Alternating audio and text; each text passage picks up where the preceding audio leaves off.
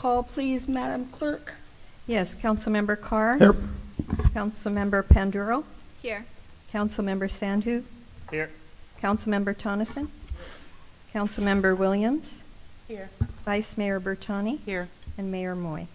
I am here. Thank you. And our invocation tonight will be presented by Pastor Christian Bravo from Liberty Church. Oh, there you are. I was going to say, where is Christian? Happy New Year, Pastor.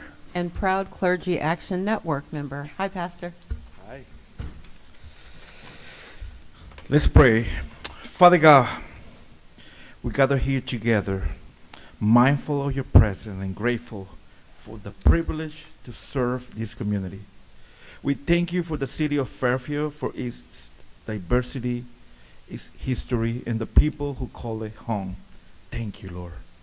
We ask you to fill this place with your presence, wisdom, and peace.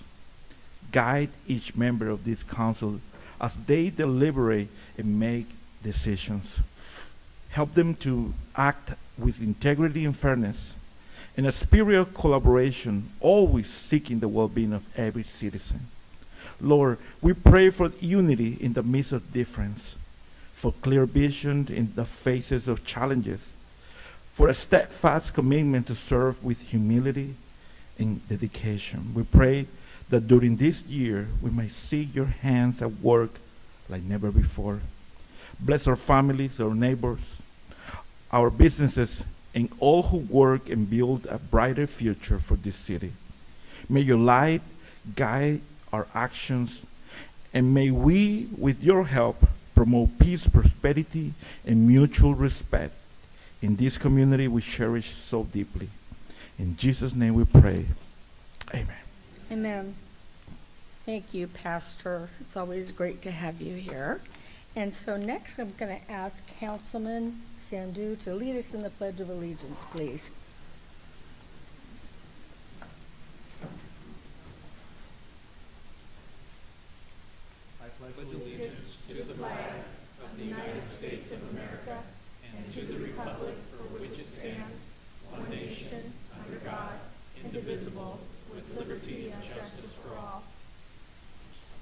Thank you, Andrea. Okay, now we're going to go to presentations. No council reports? Well, we usually do that before, don't we? But it's backwards here today. But let's go ahead and do the council reports as usual. Oh, okay. Okay, so Councilwoman Williams, can we start with you, please? Thank you, Mayor. I just wanted to wish everyone a happy new year, a powerful 2025. I really love being on City Council in January, because that means we will be having a council retreat, and we get to reset priorities for the city. So that is coming up this Friday evening and Saturday all day. Is it open to the public? Oh, yeah. And it's open to the public. So thank you. Thank you. Councilman Tonneson? Nothing for me tonight, Mayor. Okay, thank you. Councilman Carr? I just wish everybody a happy new year. It's been a good one so far. I don't really have a report this week. Thank you, Mayor. Thank you. Councilman Panduro? Thank you, Mayor. At the beginning, last week, I attended the Fairfield-Suisun Chamber joint mixer with the Vacaville Chamber. It was over at Solano Community College, and I had the opportunity to meet the new superintendent president, Kelly Butler, so that was really nice to be able to get to meet her formally.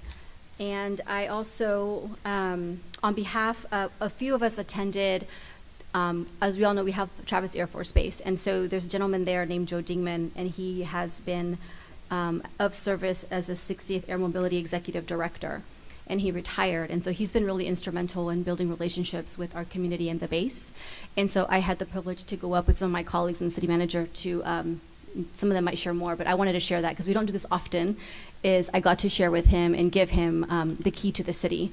And it was a really neat experience to be able to go up there and give him that piece, that memento from to recognize all the work that he had done for our city and for the base as well. And then I just wanted to share, we have, I represent District 5, which a lot of it is the North Texas Business Corridor. And so we do have 3 new businesses that just recently opened, and I wanted just to share who they are so that we can continue to shop local and eat local and support small businesses. So the first one is RV Cosmetics, and it's a woman-owned, family-owned business. And they sell cosmetics, jewelry, and clothing. So it's a really kind of a lot of different things in there, really fun. And they're located at 1922 North Texas Street. And then we have 2 new restaurants. The first one you may have seen, it's Valentina's Mexican Restaurant, so right there on the corner of Pacific and Texas, right across from the Goodwill store. Used to be Pagoda. Thanks, Doug. It's at 2155 North Texas. And then we have a new sushi restaurant, so Sushi Tsunami, and they did a phenomenal remodel, repaint. It's a beautiful new restaurant. They also have all-you-can-eat sushi, like an all-you-can-eat buffet, which is really exciting. And they're located at 2281 North Texas. And that is my report. Thank you, Mayor. And they have great sushi. All right, thank you. Madam Vice Mayor. Thank you, Madam Mayor. Good evening, everyone. Thank you for coming out. Thank you for watching from home. I'll be brief as well. Yesterday was the birthday anniversary for Dr. Martin Luther King Jr., and I just want to congratulate the National Council of Negro Women who put on yet another, I think this was their 19th annual event to celebrate Dr. King and his accomplishments to this planet and this hemisphere. So great job at the event. And many of us were there, as we always are. So just wanted to congratulate them on a job well done and looking forward to the next event. And I want to follow up on what Councilwoman Williams said about the retreat this Friday evening and Saturday. I think it starts at 4:30 on Friday, and it goes until about 8 p.m. And then Saturday morning, bright and early at 8:30, it's scheduled until 3, and there will be refreshments there. And this is always an exciting event because this is an opportunity for you, our bosses, to come and speak to us more than 3 minutes on the mic. So we're talking about substantive policy decisions moving forward. This is where you really get a chance to weigh in and talk to us and weigh in on what we're talking about and help us shape the narrative in the city. So if you do have time, please come and join us. It will definitely be worth your while. And then the final announcement that I have is the Clergy Action Network, Fairfield CAN, which is our conglomeration of the faith community in the city of Fairfield and some beyond. We'll have our first annual meeting next Tuesday at 3 p.m. That is the 28th of January, and it will be at Willow Hall, which is right next door, 1000 Kentucky Street. Looking forward to doing great things with the Clergy Action Network this year. And that is my report. Thank you. Thank you. And Councilman Sandhu. Thank you, Mayor. As some of my colleagues mentioned earlier, we had a great chance to attend Joe Dingman's farewell party at the base. And then, as mentioned, it was a pleasure to attend the MLK breakfast in Fairfield and Vacaville, as well as the Solano County Farm Bureau's annual dinner in Dixon. And then finally hosted a small meet and greet in my district, had a chance to meet some residents, and they expressed some concerns around Vanden Road, Peabody, Markley Lane, then some challenges when it comes to just having more diverse housing options, not having enough single-story options, for example, to buy when you want to downsize, for example. Those are some of the things mentioned, and that wraps it up. Thank you. Thank you. And I have a couple of things. One is that we are going to, the council, again, is going to be going around the city in what we call the heart-to-heart listening tours. It's something that we started when I became mayor, and it was very, very popular because we're going into the neighborhoods where people live, and it was really something. I wasn't sure if it was going to work. I'm so glad that the city council decided to go ahead and do this. And some staff people will be there as well, so we can answer people's questions, in their neighborhood. So that'll be starting soon. We'll be having, that'll be out in notice so people can see when it is and where we're going to be and all that. So I'm excited about that. And then the other thing that I wanted to talk about is I've been getting a flurry of people who are very upset about our homeless friends starting fires. And they burned down a neighborhood playground this last weekend. And I talked to the city manager, and this is inside Councilman Tonneson's district, and he went out there and looked at it. I went out this morning bright and early, and Public Works was out there. I just wanted to let people know that we're very aware that they're starting fires, and it's not just for warming. Part of the problem with fire starting is people who use illicit drugs, specifically methamphetamine, like to start fires. And so they're doing that. Today, a fire was set, and our police officers caught them, and they were arrested. And so I want people to know that we're aware, our police department is aware. In fact, our chief caught somebody the other day trying to start a fire himself, and that person was arrested. And the day before, he'd also been cited for starting a fire, and this man was from Oakland. So the people are coming up this way. They're coming because the cities down there are getting tougher on, all kinds of illegal activity. And so we understand, we're well aware, and we're working on it, and we're going to try to expedite getting that playground put back together, because it's in a neighborhood where some people don't have cars to go and take their kids somewhere, and they should be able to enjoy their neighborhood. So we're working on it. And like I said, first thing, Public Works was out there, and having somebody look to see how much a fence to put up around for safety, a safety fence, getting an estimate for that. So again, I just want people to know we understand your frustration, and we are all frustrated as well. And we are always working on it. And if you see anybody do anything, please call the police immediately. And not emergency, unless it is an emergency. If it's a fire, it's 911, but call the 707-428-7300 so our officers know when they get a chance, they'll go by the place and so on. So anyway, and Happy New Year too. So we're all working for you, and I just want you to know that. Some people question whether we even care, and every single one of us cares, or we wouldn't be here. So thank you. Mr. City Manager. Yeah, thank you, Mayor. I just have 2 changes for tonight's agenda. The first is item K11, which is our annual comprehensive financial report. That should not have been put under consent, so we'll move that to new business. And I would request that you take it as after you appoint the new poet laureate. Okay. So effectively move it to item L2. Okay. And then just one point of clarification on item K12.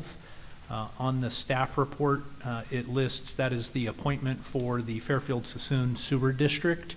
And there was just titles were transposed. So it refers to Fairfield-Sassoon Sewer District Executive Committee, and it lists the 5 council members that are on the sewer board, as well as the 2 alternates.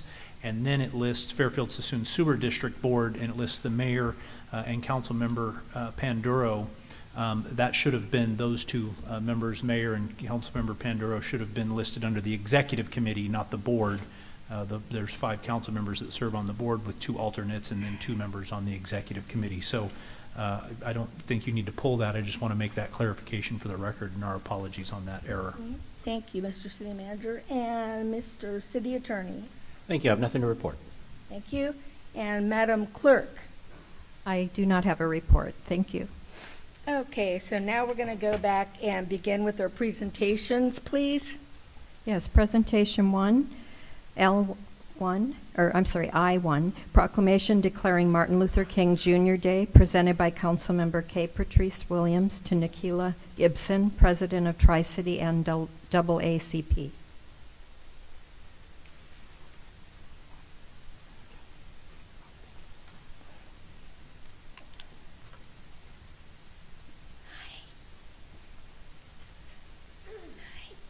You look pretty. You too, boyfriend. You're looking hot. Yeah, you're both pretty. Hello, everyone.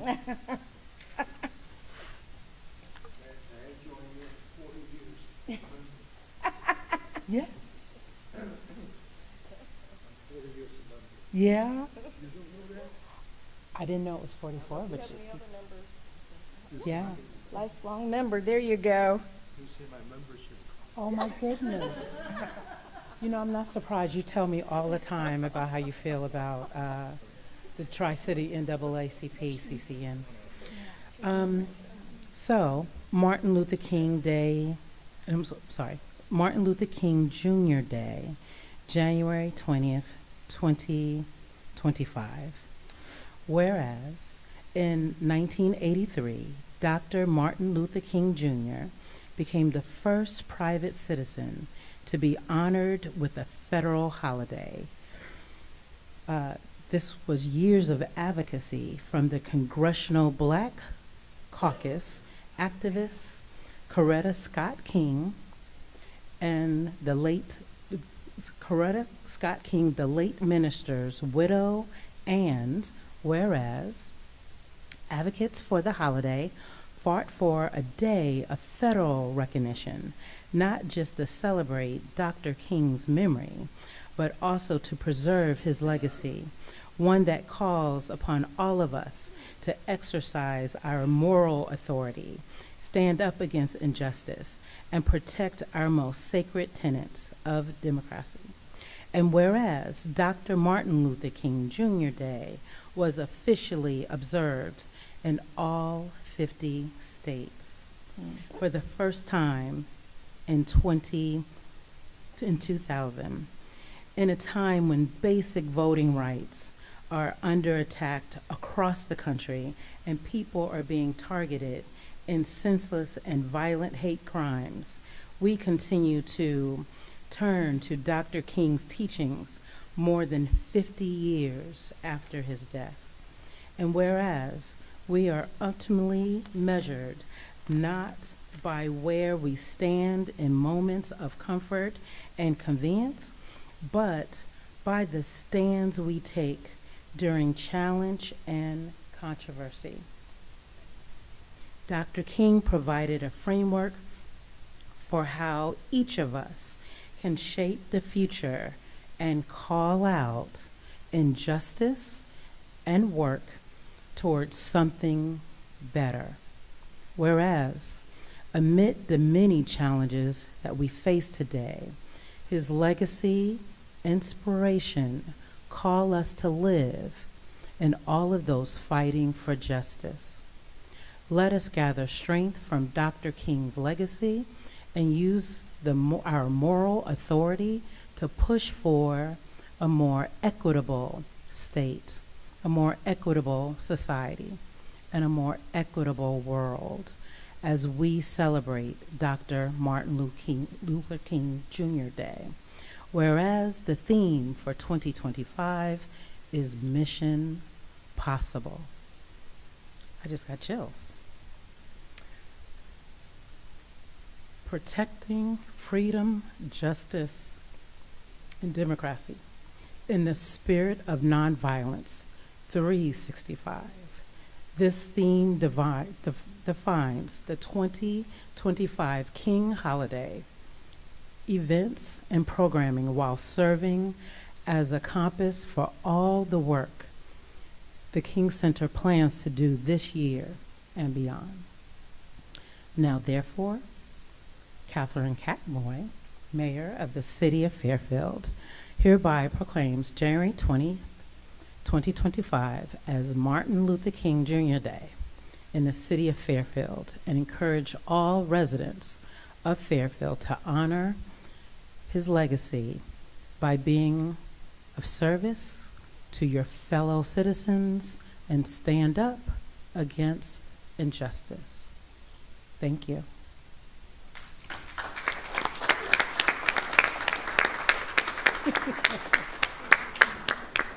CC Yin is showing us his NAACP card that he got 44 years ago. National numbers 1,081, 40 years ago. 40 years ago, 40 years ago. And I will just say that I didn't realize these were words that I needed to hear today. So hopefully it touched you all the way it just touched me. So with that, I would like to give this proclamation to Nikila Gibson, President of the Tri-City NAACP, and also the Vice President and the entire NAACP Tri-City Division.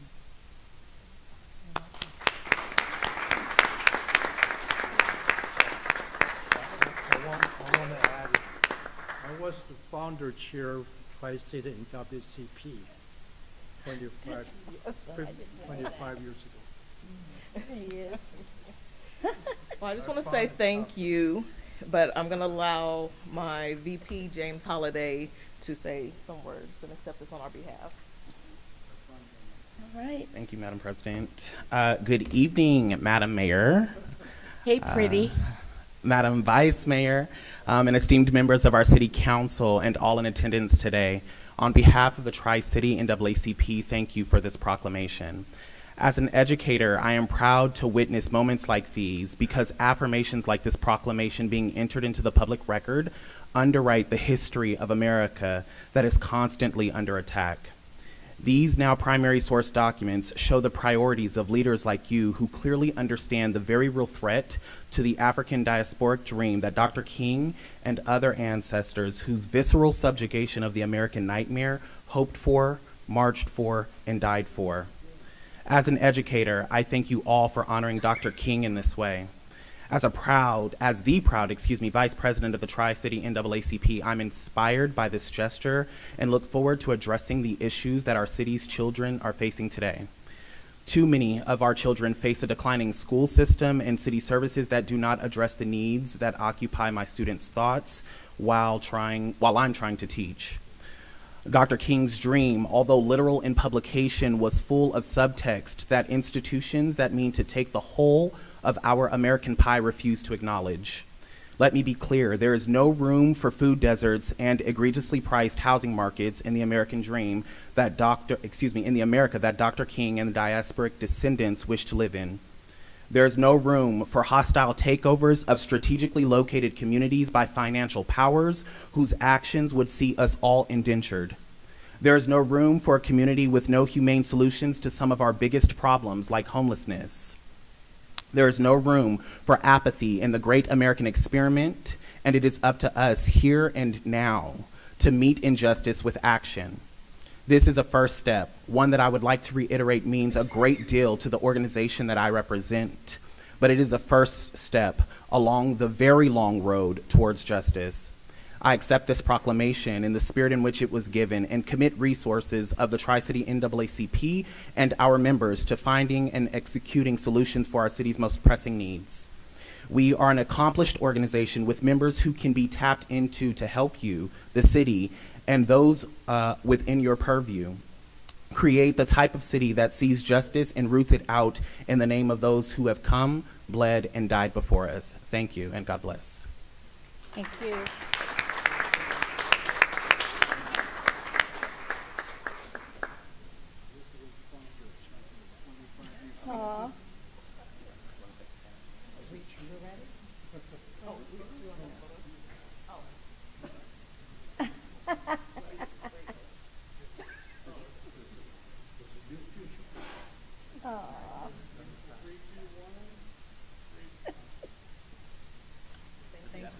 Thank you. Beautiful picture.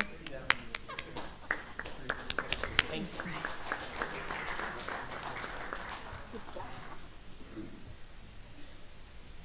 Item I2, proclamation declaring Lunar New Year, presented by Councilmember Manveer Sandhu to CC Yin, founder and chair of Asian Pacific American Public Affairs, also known as APAPA, and Chinese Association of Solano County.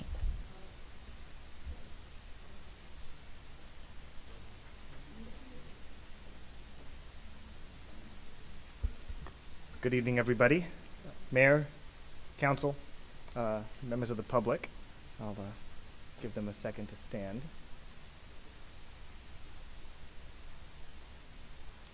So before I read the proclamation, I wrote a couple of words down when I heard CC Yin was going to join us today.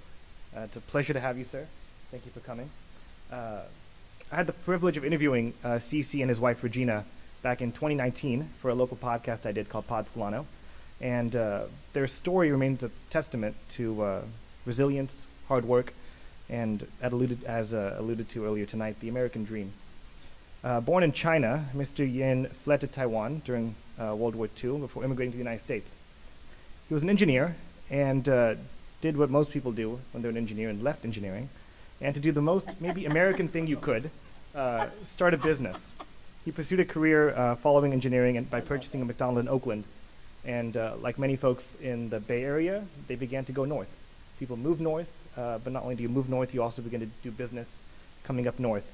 And eventually built an incredible business, owning, I think, up to 40, if I recall, up to 40 McDonald's in Northern California over the years, Right. and employing tens and thousands of people.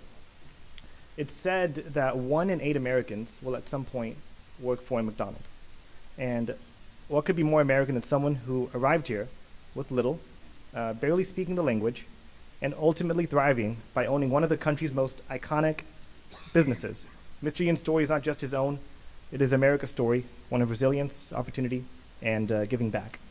Together with Regina, Mr. Yin co-founded APAPA, the Asian Pacific American Public Affairs Association, in 2001, and through APAPA they have inspired and empowered countless members of the Asian Pacific Islander community to engage civically, lead, and to ensure their voices are heard.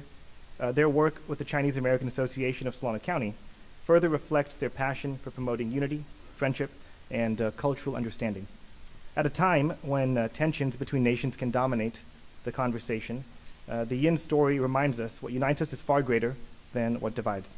As we celebrate the year of the snake, symbolizing wisdom and transformation, let us honor the Yin's incredible legacy and the values of hope, perseverance, and the community they represent. And with that, I'd like to take a moment and read the resolution. Whereas January 29th, 2025 marks the beginning of the Lunar New Year and joins families in California, Asia, and around the world in welcoming the year of the wood snake, which only occurs every 60 years. And whereas, as we look forward to a joyous new year, we proudly reflect on the contributions of the Asian and Pacific Islander community who helped build California from America's first transcontinental railroad to the farms and small businesses foundational to our state's economy. And whereas Fairfield is home to approximately 18% Asian and Pacific Islander Americans, we encourage Fairfield schools to take the time to educate students about the traditions of Lunar New Year and the past and present contributions of the Asian and Pacific Islander community in our state and city. And whereas on this special day, families celebrate and prepare for the arrival of a new year, good health and prosperity, including house cleanings, people clean their homes to get rid of any bad luck from the previous year. And whereas the celebration of the Lunar New Year in communities throughout Fairfield illustrates the city's rich cultural history and commitment to racial, religious, and cultural diversity. And whereas, as the door to the year of the wood snake opens, we wish good fortune, health, and happiness to all those who celebrate this occasion. The snake is the 6th animal in the 12-year cycle of the Chinese zodiac and symbolizes wisdom, mystery, and intuition. Now, therefore, I, Catherine Catmoy, Mayor of the City of Fairfield, do hereby proclaim January 29, 2025 as Lunar New Year, the year of the wood snake, in the City of Fairfield, and encourage all residents to celebrate this joyous occasion. Thank you.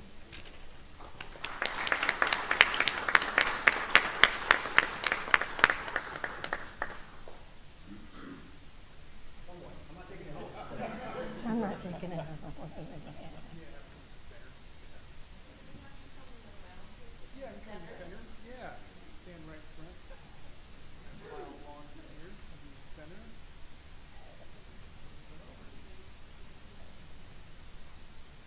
Now, why don't we stand up behind them? No, stand just a second. Here, stand in the back.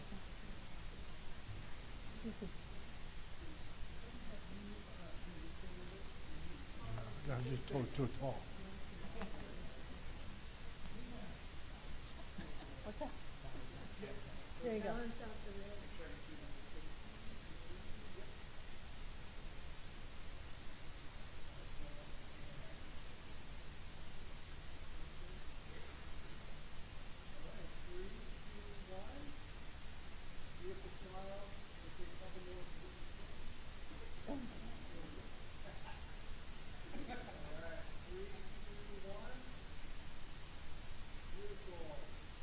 Thank you.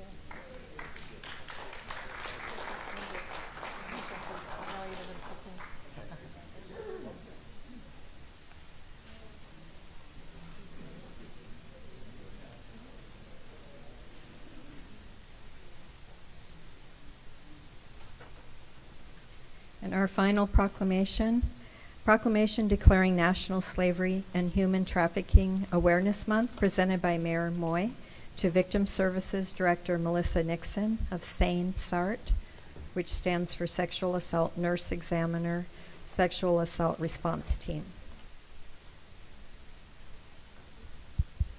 Thank you, and thank you for coming. I'm going to go ahead and just get right to this, to the resolution. And Melissa will probably say a few words about how serious human trafficking is and has become, even here locally. And it is a serious form of enslavement, and it's horrible. Whereas human trafficking is a nationwide public health and civil rights crisis, with victims and survivors present in all communities, including the city of Fairfield. Human trafficking encompasses both labor and sex trafficking and affects international and domestic victims of every background, race, gender, sexual orientation, and economic status. Young people, while being particularly vulnerable to trafficking and exploitation, often face significant barriers in reporting these incidents. The theme for 2025 Human Trafficking Awareness Month is connecting the dots, strengthening communities, preventing trafficking. Whereas collaborative efforts they're crucial in combating human trafficking, law enforcement, federal and state agencies, nonprofits, social service providers, private industry, and non-governmental organizations, including SANE SART, and the Solano Anti-Trafficking Coalition, are actively working to eradicate human trafficking in Solano County. The dedicated work of SANE SART and Nature of Sound within the Solano Anti-Trafficking Coalition has been instrumental in educating the public about violence and exploitation, and in raising awareness about the pressing issue of human trafficking. All communities must actively engage in preventing human trafficking by promoting safe, healthy, and supportive environments, and by supporting initiatives that aim to eradicate this crisis. The city of Fairfield strives to be a community where human trafficking is non-existent, where opportunities are available to all, and where every individual is valued and supported, thus ensuring freedom and a dignified life for everybody who lives here in Fairfield. Now, therefore, I, Catherine Kapp Moy, I'm the mayor of Fairfield, I proclaim the month of January 2025 as Human Trafficking Awareness and Prevention Month. The city acknowledges the critical work of the SANE SART, Solano Anti-Trafficking Coalition, Nature of Sound, and their coalition partners, and we commit to supporting their ongoing efforts to educate, prevent, and combat this scourge of human trafficking. And this is Melissa, And this is, you want to come up and say a few words, please? Thank you. Thank you. Hello, everyone. My name is Melissa, and I do represent Sane Start. We are a sexual assault response team, nonprofit here in Solano County. We provide critical services for victims of sexual assault, human trafficking, domestic violence, and we also have a child advocacy center right here in Solano. In Solano County, it's a key corridor between the Bay Area and Sacramento, and we do see many trafficking victims coming right through here. They're often an unseen population. It's often not reported, and it's hard to detect. But this year alone, we've assisted over 100 victims. I would say the age ranges are between 18 to maybe 28. We might have an older victim sometimes of 32 years old, but that's about it. We do provide comprehensive services. We have a 24-hour human trafficking crisis line that they can call. They can get some advice. They can be rescued in the middle of the night. We get calls often from different law enforcement jurisdictions and different partners to come out and assist when there's a victim.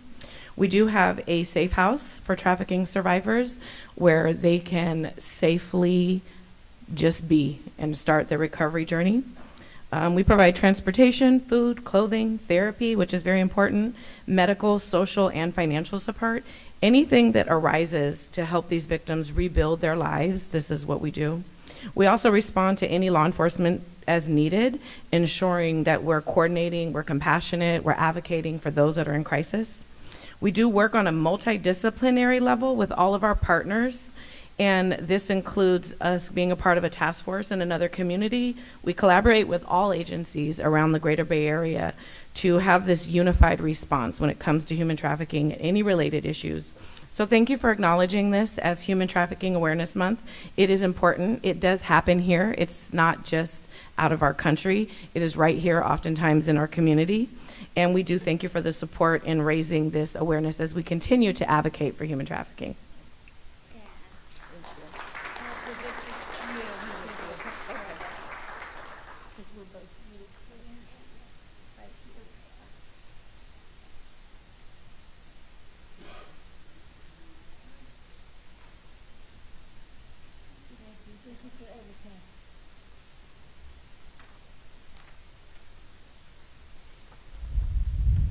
Now we'll move to public comments. Persons wishing to address the City Council on subjects not on the agenda but within the jurisdiction of the Council may do so at this time.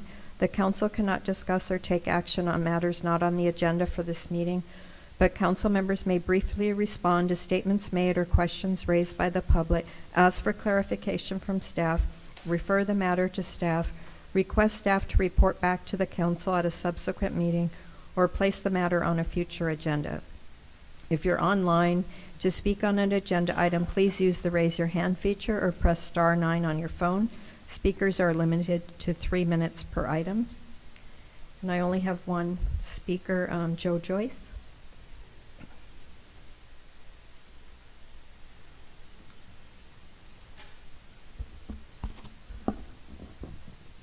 Good? Go ahead. Thanks, Joe. Mayor Moy, Vice Mayor Bertani, thank you for the proclamation this evening. I did want to speak. So the Chinese Association for Solano County has an annual scholarship. This year is our 29th anniversary. We've given over the 29 years, we've given over $250,000 worth of scholarship to Solano County youth. And that's inclusive. They're not Asian American youth. It's any youth studying here in Solano County. They're all eligible. We'd love for you guys to participate. The tickets are on sale. They are old school, and Chinese traditions are hard. So you have to contact Beth at CC's McDonald's to get the tickets. There's no Everbright. There's no things there. She takes cash, and she will take a personal check, but you can't Zelly her, you can't Venmo her, or anything else. Even when we get the tickets ourselves, we have to prepay for them, right? So you can't get a ticket from me because I don't have any extras. But we'd love to have you guys there. A lot of times it competes with PALS, crab feed or something else. So if you buy a ticket, you don't show up, that's just as good as being there in the Chinese tradition, okay? So that's number one. Number two, I come here as a Happy New Year gesture. I also come here, today, I saw a lot of posts. As you know, my daughter's a sitting councilwoman in Suisun. Vice Mayor. Yeah, there's an article, or, you know, they've got an agenda, they've got things going on there, and social media blows up today on something that's on their council agenda today. You know, if it was on your council agenda, I'm sure you guys would not want it blown up all over social media before you guys get a chance to discuss it. I wanted to speak tonight and say that I'd appreciate the same courtesy, you know, for you guys. That's all I have to say. Thank you very much. Thank you, Joe. I have one more card. Mary Ann Butler.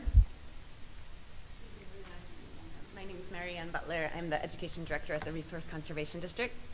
You may have saw, thank you, Councilmember Williams joined us on our education tour last November, and I appreciate the support from them. I also wanted to just mention that we are on the Fairfield Weekly from last week was Corey Beavers, if you recall the picture of the students planting. That was one of our programs, our Watershed Explorers program, and we bring hundreds and hundreds of students out to Rockville Hills Park. This year we'll be educating about 10,000 students throughout the county, bringing them outside. Our whole purpose is to get 3rd and 6th graders outside, and we have other programs as well that we are working on to educate students on our water resources. At the Solano Resource Conservation District, we're based out of Dixon, but we work all throughout the county, and we would welcome an opportunity to present to the council about the work that we do for the city of Fairfield. We work with the local fire safe councils. We also do different planting events, restoration events, water quality, in addition to the education. My focus is the education. I can't help but talk mostly about that, but we would like to talk about all of the work that we can offer to the county and to the city, and see how our goals may line up with your goals, and we could work together in further partnerships. One specific one, we worked at the Donnell Nature Center doing lots of restoration work there as well. So that is all I have tonight. I hope that in the future we could give a very brief presentation about the work that we do. Thank you. Thank you. Thank you.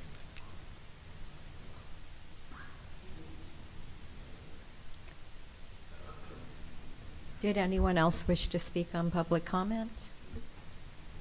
Okay, and there are no hands raised online. All right, so we'll go to the consent calendar then, Madam Clerk.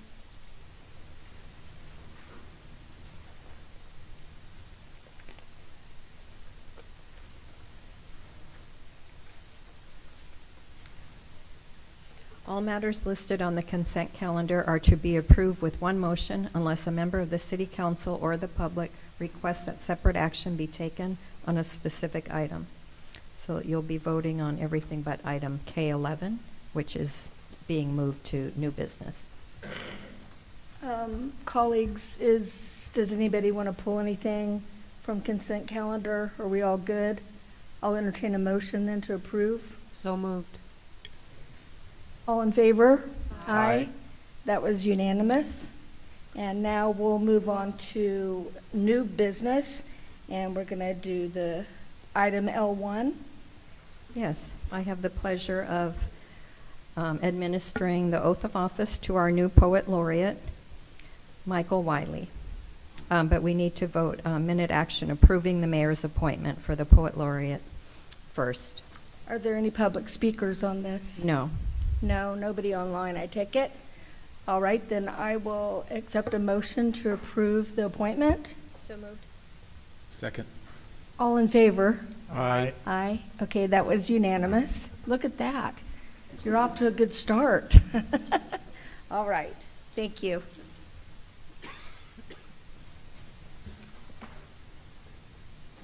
Congratulations, Michael.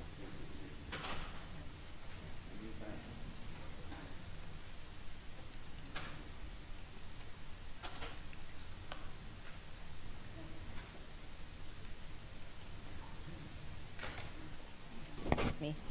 Okay. Please raise your right hand and repeat after me. I, Michael Wiley, I, Michael Wiley, do solemnly swear do solemnly swear that I will support and defend that I will support and defend the Constitution of the United States the Constitution of the United States and the Constitution of the State of California and the Constitution of the State of California against all enemies, foreign and domestic, against all enemies, foreign or domestic, that I will bear true faith and allegiance that I will bear true faith and allegiance to the Constitution of the United to States the Constitution of the United States and the Constitution of the State of California, and the Constitution of the State of California, that I take this obligation freely that I take this obligation freely without any mental reservation without any mental reservation or purpose of evasion, or purpose of evasion, and that I will well and faithfully and that I will well and faithfully discharge the duties discharge the duties upon which I'm about to enter. upon which I'm about to enter. Congratulations. Thank you. Did you get a picture? Sure.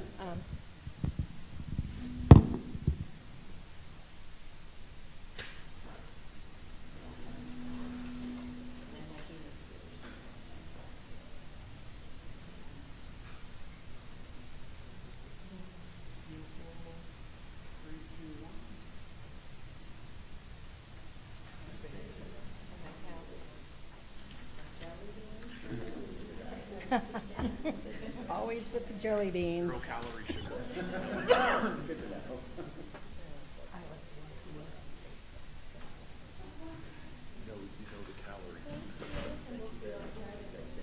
Thank you again.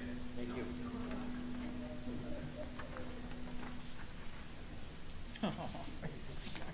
Oh, thank you.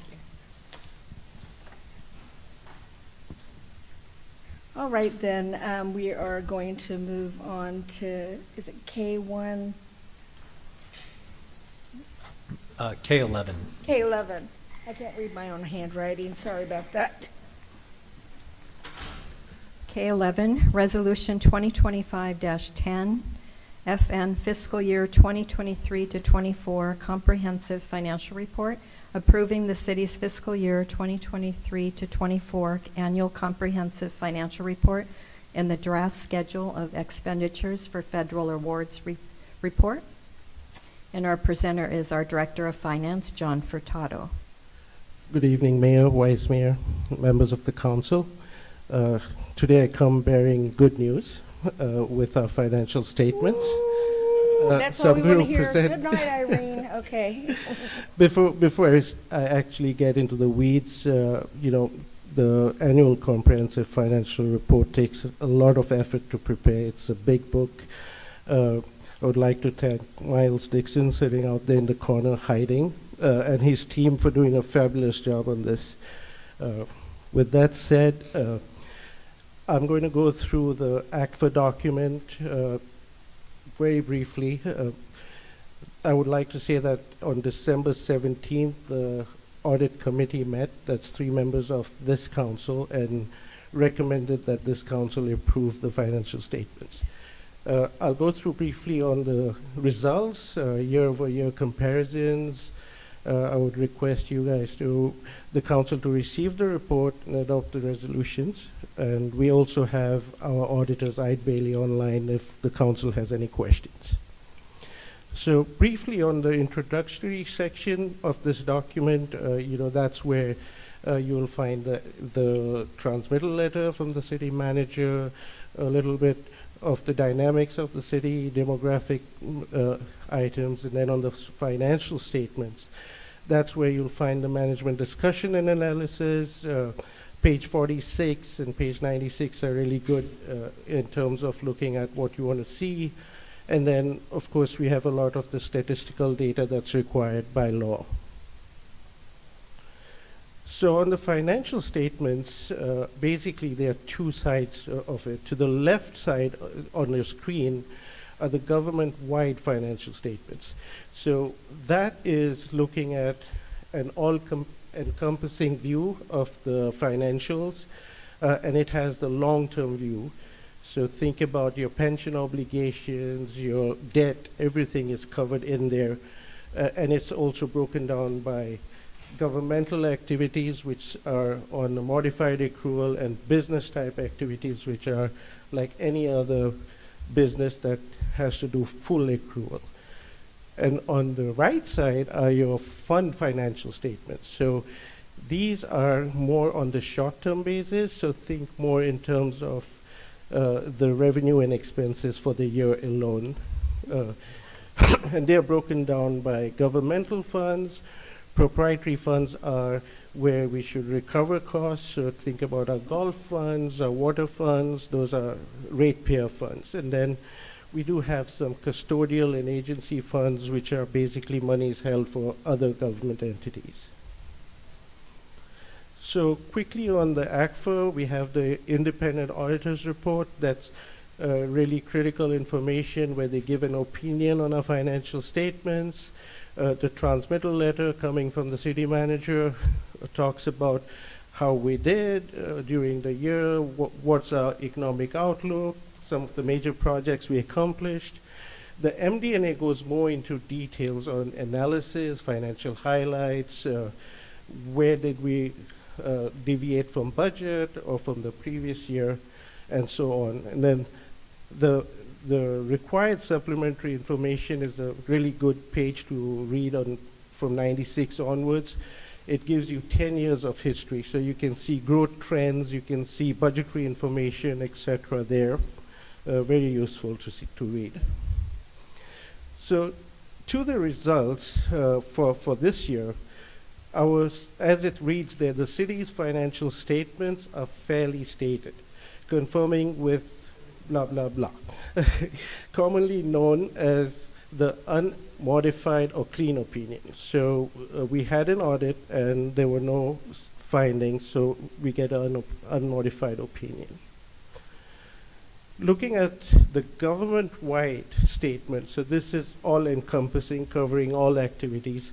The city's net position is $661 million, which includes all our infrastructure, all our other assets, water assets. Of those, 491 are the government side of it, and 170 are the business side, which is our golf courses, etc. The revenues in total were $303 million across all types, and the expenses were $290 million. Now, a lot of the increase of $13 million comes from the business type activities, which you see around $11 million there, and the rest of it comes from our AB 1600 and gas tax and those other funds that we collect money and then spend when we have capital projects. So quickly on the general fund, which is the primary operating fund of the city, we had property taxes that jumped significantly. We had projected around 39 million, but we ended up at 40.3. So that's 1.2 million over last year, over the budget, and almost 2.4 over the prior year. And part of that was because the county rolls were in error, so there was a lot of catch-up. So it's not really a true gain. If I was to smooth those numbers, they would be 5% year over year. The second part that's one of the biggest drivers, 40% of our general fund is the sales tax and Measure P tax. We came better than budget, slightly, but again, we were almost $1 million less than last year. Partly, this is a trend that we've been seeing across other cities too, where sales tax has been going down, especially with autos and other sectors that significantly went down. But we have been stronger in those sectors, so our decline is not as much as others. And then on the UUT, franchise taxes, user utility taxes, we did better than budget and also better than last year's by around $1 million. That's around 8%. And you would expect that to trend with inflation and growth, so 8% seems reasonable. The other ones here on licenses and charges for services, it's very much driven by development. So we came around $1 million short here, but we had a lot of public works projects and plan check development that is in the pipeline, but it's timing. So it didn't come last year. It's hopefully going to come next year. So it's not like lost money, if I may say. So in general, our actuals to budget, we came $2 million ahead on the revenues, which is great. Over last year, we just came at around 0.7, so 700,000. So if you look at that bottom line there, our year-over-year growth in revenues was only 0.5%, and over budget was 1.6. Flipping to the expenses side, here's a snapshot of our staffing costs. We underspent on our staffing, primarily in Parks and Rec and in Public Works, where we had a lot of vacancies. Our discretionary expenses were more or less flat. And also with our other internal service charges, because of the way we projected the budget, we did not transfer as much as we thought we would. So in effect, this is key. As you saw, revenues were growing by 0.7 or 700,000, but our expenses grew by 8.5. A lot of it was driven by the internal service funds that we had to top up last year when we talked about budget.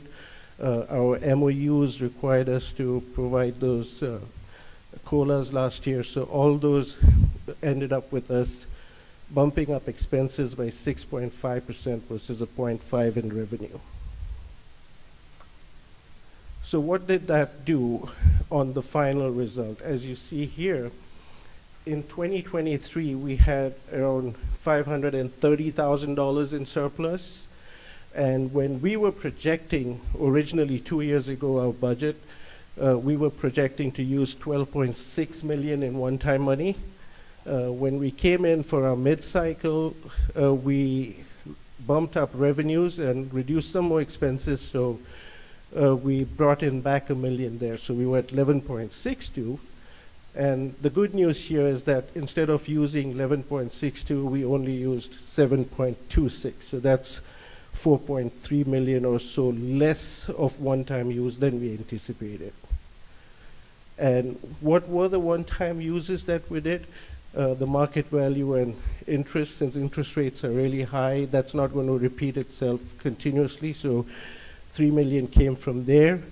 And then we did use some of the ARPA money to balance the budget, as council is aware, and we transferred less money to the workers' comp, so that's where the 7.26 million came to have a balanced budget here in the end. So looking at our fund balances, due to the actions taken by this and prior council, we have a strong fund balance, 57.32 million across each of these categories, with our operating reserve well above the 20%, because 28.88 is our required, and we have more than that. But at the same time, in our forecast, we've been showing deficit spending. So by the year 2028, we would be below that 20%. So a lot of these monies will get used to balance the budget in the future. Touching upon the other funds a little bit, on our water utility, our operating revenues were around $1 million less than the expenses. This is the first time that we had an operating loss in the water utility fund. Partly because we've gone almost 4.5 to 5 years without a rate increase. So we have a water study coming up, so that process will come before you in the next few months. On the North Bay treatment plant, that's more on the production. That's a partnership with Vacaville. We've got 12.3 million in revenues there and 10.6 in expenses. So the net position of 66.1 million, those are the value of all the assets there. On transportation, again, transportation is more or less a break even. We had operating revenues of 11.5 and expenses of 11.3. The net position of 5.2 basically comes from the new buses and everything that we capitalized last year with the microtransit. And on our golf funds, our operating revenues were 8.4 million. Expenses were a little higher at 8.6. As you know, we have Touchstone come in. We're doing a lot of in-house activity, and hopefully as they get more primed, these revenues should go better. And the net position there is just shy of 15 million. Other major funds are housing funds. We have the Housing Trust Fund that has a fund balance of 1.3 million. Our Housing Authority funds have 3.1 million. And these are primarily the monies that are used to support housing activity. Hopefully with the approval of inclusionary housing, these will get boosted up a little bit to sustain the housing department. On the capital projects, in 2024, we spent a little shy of 22 million. Some of the major projects with the signal control for 5.5, the middle school around 1.7, pavement maintenance around the city of 2.2 million. So with that, we would recommend that we also have other reports here. We have the Measure P compliance report, which is required by law. We have the user utility tax compliance report in your packet, and a full audit for our transportation as the TDA requirement. We would recommend that all the resolutions be approved in one go, and I'm here to answer any questions that the council may have. Colleagues, any questions? Yes, Doug. That was good news. That was good news. I have a couple questions. Sure. I want to know about how much we've spent on the EV mandate. Do you know? So I don't have the specific details on the EV mandate. Yeah. We haven't spent general fund dollars per se on the EV mandate. We have items that we are projecting to spend on, right? So there's a whole plan. I know that Public Works is working on bringing something to this council, but we do not have anything spent from the general fund so far, except for the vehicles that we have bought, the electrical vehicles that we have The bought. electric vehicles we bought. Correct. So I'm wondering, and maybe this is more to the city attorney, with our new president, he's unwinding all mandates on EVs, and I'm wondering, how does that affect us?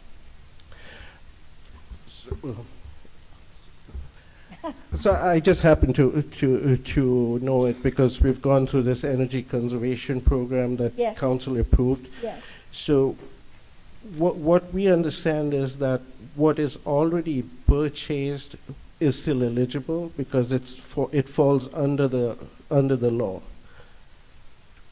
Right, so we already have purchased some electrical vehicles. Sure, So okay. we will get those credits for those we will get the vehicles. credits.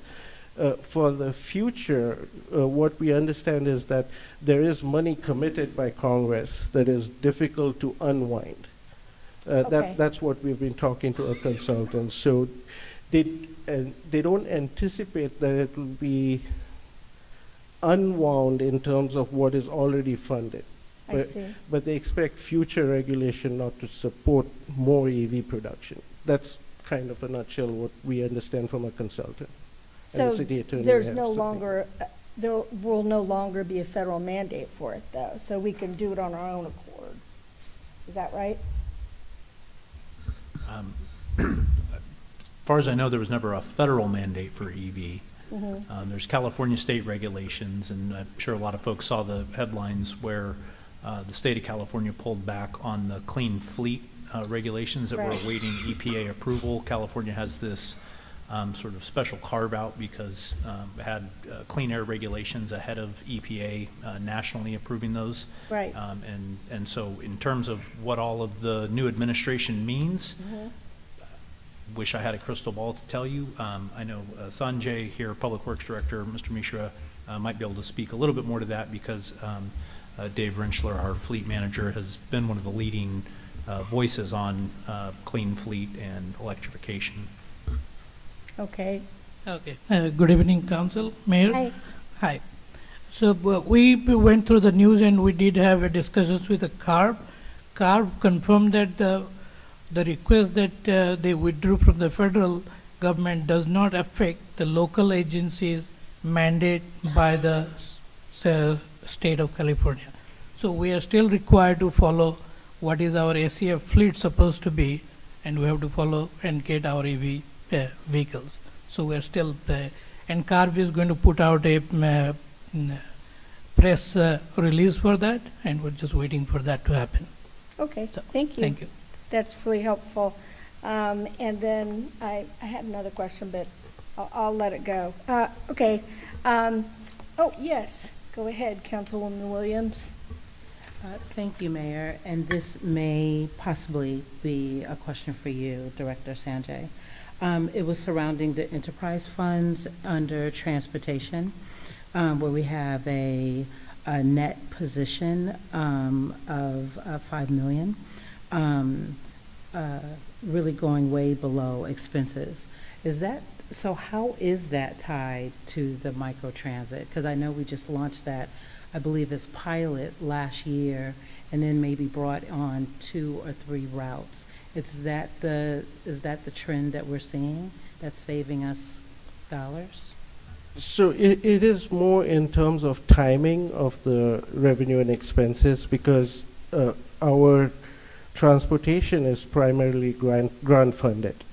So sometimes you can book some of the revenues.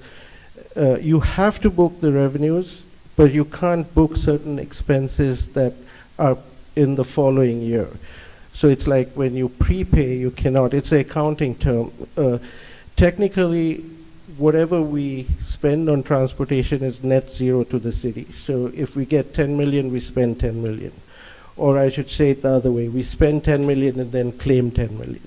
But the timing of how we claim that 10 million will always be different because of the accounting principle with the reimbursements. And then the net position is just the asset. So we get a grant, or we get federal, or we get state or federal dollars to buy microtransit. Say we bought 5 buses. Now those 5 buses would be capitalized as an asset, and the value of those assets is the 5.2 million that you see. Are there also dollars that's in that bucket where we are, those bigger, more expensive buses are being sold, and so now that's going on the books as surplus and sold off? Yes, so when we get rid of buses, then we claim less. So it's all going to be a net zero game. So if we spend 10 million, but we got 1 million from selling buses, then we only claim 9. So it's always going to be a net zero. Got it. And so my last question is surrounding L and M, and of course that just passed in November, and of course we wouldn't see the impacts right now in this report, but when will we see it, and what will that look like? So when we did the budget revision of the budget, we had projected around $1 million or so in growth from these 2 measures. So it was already baked in on the basis that the measure would pass. But since then, we've been talking, the city manager and me have been talking on more minute details, and we are initiating audits and stuff. So we expect that number to be much higher. So you will see a first view of that when we come up with the budget study session. Any other questions? All right, then I will entertain a motion to approve and accept. So moved. Second. A second. All in favor? Aye. Aye. That was unanimous. Thank you. Good job, John. Yes. So now we're on to item L2, please. Okay, L2, which is now L3, right? Yes. Resolution 2025-11, CD City-Sponsored Special Events Calendar, adopt city-sponsored special events for the 2025 calendar year. And our presenter is Yi Lin Wong, Junior Planner. Hello. Section 12A of the Fairfield Municipal Code states that the City Council may designate additional city-sponsored events if, with a past resolution. Before you, we have prepared a list or a table of special events that are proposed to be city-sponsored or city signature for the calendar year of 2025. Just for clarification, city signature events are organized and hosted by the City of Fairfield, such as Veterans Day Parade, 4th of July, those kinds of events.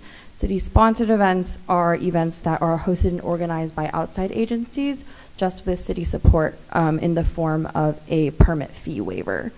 After reviewing the list, if you have any changes to the events, please speak. If not, you may adopt the list as is, or if you do, you can adopt it with modifications.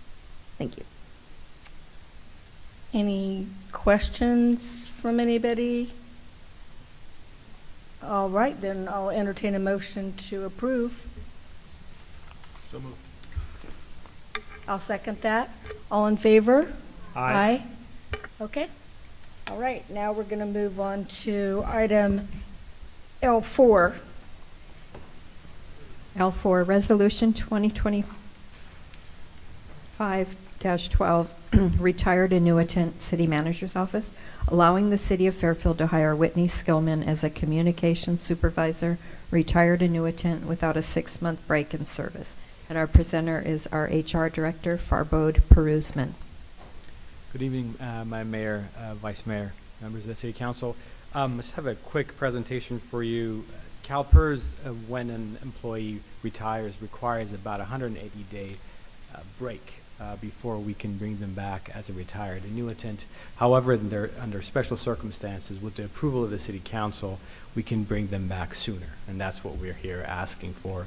Specifically for Whitney Skillman, she retired as a communications supervisor last year, but we do need her on a few high-profile projects for the CMO's office, for Parks and Recreation, actually my own department, HR, Public Works, and Fire Department.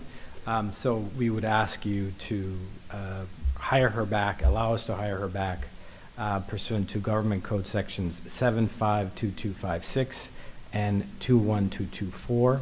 And she would be hired for a limited duration, basically starting in January 28th, not to exceed June 30th, 2025. Any questions I could answer? Questions, anybody? Yes, Councilwoman Williams. Yeah, so not a question, just a comment. And I talked to the city manager earlier today. I'm just seeing two of these on the agenda. My first thought was, that this not be a trend. So I just wanted to just say that out loud and to my colleagues that, I don't know if we want to see this as a trend. No, and my colleagues can attest that I have been very clear about that. This is not going to be a trend. It's very special circumstances. The other requirement that CalPERS has is that we do an active recruitment, and we are doing an active recruitment. It's just that the sensitivity of these projects, and as you might imagine, we cannot force an employee not to retire. They get to retire when they retire. So it was a special circumstance. Right, any other questions? All right, I'll entertain a motion to approve. Public comment, Madam Mayor? Do we have public comment? No. Thank you. Okay, now I'll entertain a motion. So moved. A second? Second. All in favor? Aye. All right. Now we're going to go on to another one, which is item L5. Yes, for the Department of Public Works, specifically the Transportation Division, Diane Feinstein retired as well last year. She was our transportation manager. That division has a few vacancies and also very important projects with FAST, microtransit services, and also cashless system for FAST. That's sort of a new project that we're rolling out. And we have hired a new transportation planner, so we need Ms. Feinstein back along the same lines, just to be able to get those programs continued and make sure that whoever replaces can hit the ground running. So again, we do request that you allow us to bring Ms. Feinstein back as a transportation manager, retired annuitant, under Government Code Sections 752256 and 21224 for a limited duration starting January 28th and not to exceed June 30th, 2025. All right, yes, Councilwoman Williams. New question, well, the same response, but a new add-on.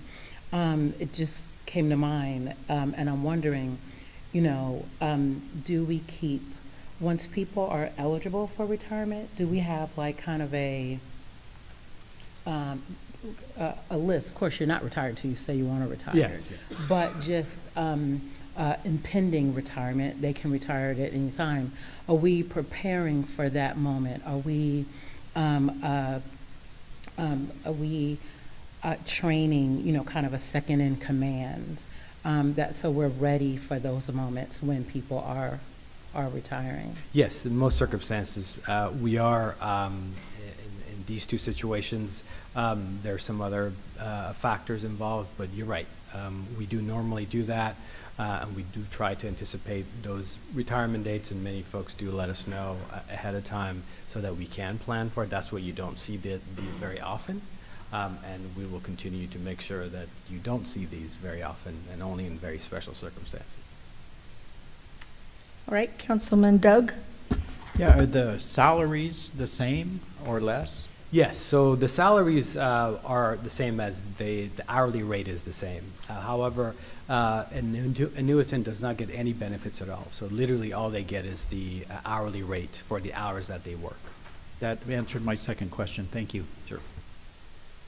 Any other questions? Are there any public comments, Madam Clerk? No. All right, I'll entertain a motion. No second. We already seconded.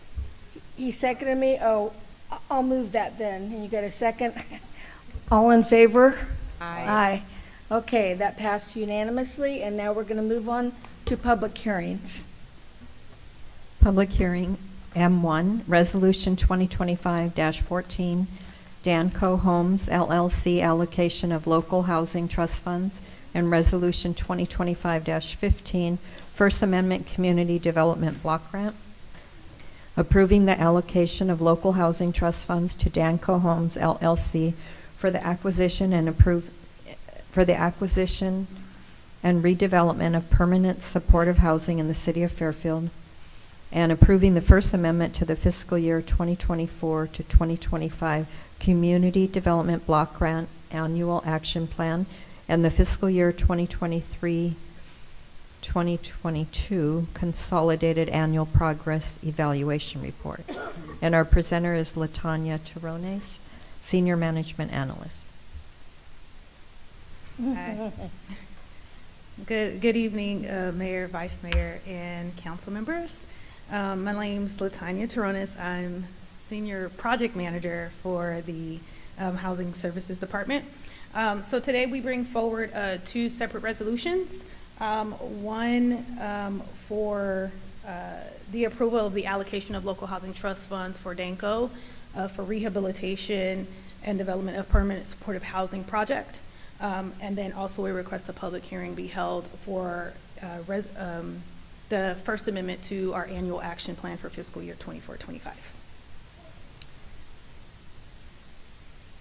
So in August of 2024, the city released a NOFA, a Notice of Funding Availability. We had some excess funds in the CDBG program from prior year unspent funds that we wanted to set aside for multifamily affordable housing rehabilitation.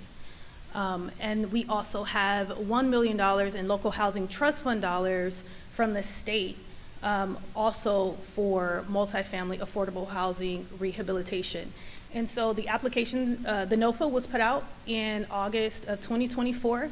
Applicants were able to apply for either one or both of the funding sources, depending upon whether or not they qualified. Some applicants qualified for one but not the other, and vice versa. But they had an opportunity to apply for whatever was available.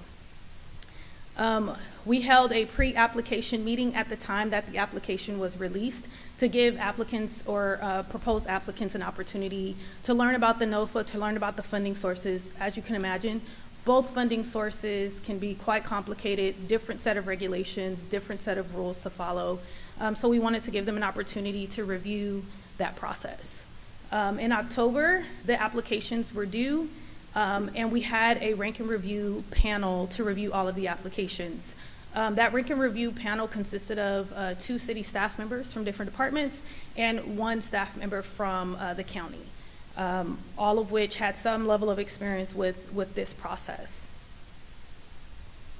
During that process, the applications were scored based upon 4 factors: financial feasibility, project approach and concept, community support and benefits, and then developer and property owner experience. Through that rank and review process, there were 4 applicants. All 4 applicants applied for all of the funding available. However, not all 4 applicants qualified for all of the funding that was available.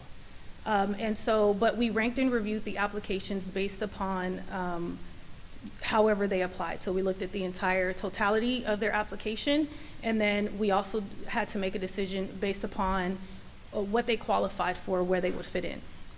And so we had Orchard Crossing, who ranked number 1 with 61 points, and then Danco Group, who ranked 2nd with 58 points, and Chalk, who ranked number 3 with 54.5, and Solano Affordable Housing Foundation ranked number 4 with 40 points. The total score was out of 100 points. And with the panel's recommendation, the panel wanted to look at the top 2 scoring applicants based upon the funding source that they qualified for. And so the first applicant, the highest scoring applicant, which was Orchard Crossing, they requested the CDBG funding of $474,655, which was available. They were the highest ranking applicant for that funding source. Their property is located at 651 East Travis Boulevard. They have 100 affordable housing units, and they're looking at health and safety. So they're looking to replace and repair exterior stairs and balconies of each of one of their buildings. And because these are CDBG funds, of course, we have to make an amendment to our annual action plan in order to allocate those funds to this particular developer. The second, the local housing trust fund dollars. The panel, again, Danco was the number 2 ranked applicant. They did meet all of the qualifications for our local housing trust fund. Those funds are allocated to the city by HCD, which is the California State Housing and Community Development Department.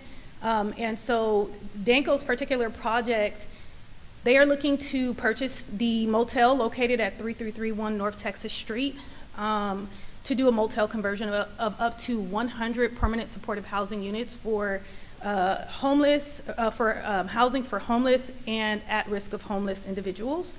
They would be looking to apply for the Home Key Plus program to pay for the rehabilitation. And so they would need the city's support in order to complete that application.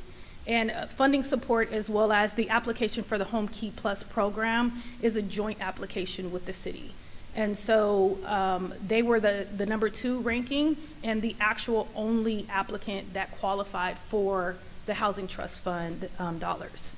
And so the panel's recommendation was to grant them the Local Housing Trust Fund dollars from this NOFA and this panel ranking.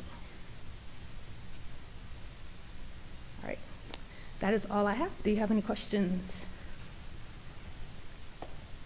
Questions? I do have one speaker. Oh, good. Let's hear that first. You have to open the public hearing. All right. There we go. Opened the public hearing. Okay. Speaker Ramon Amaral.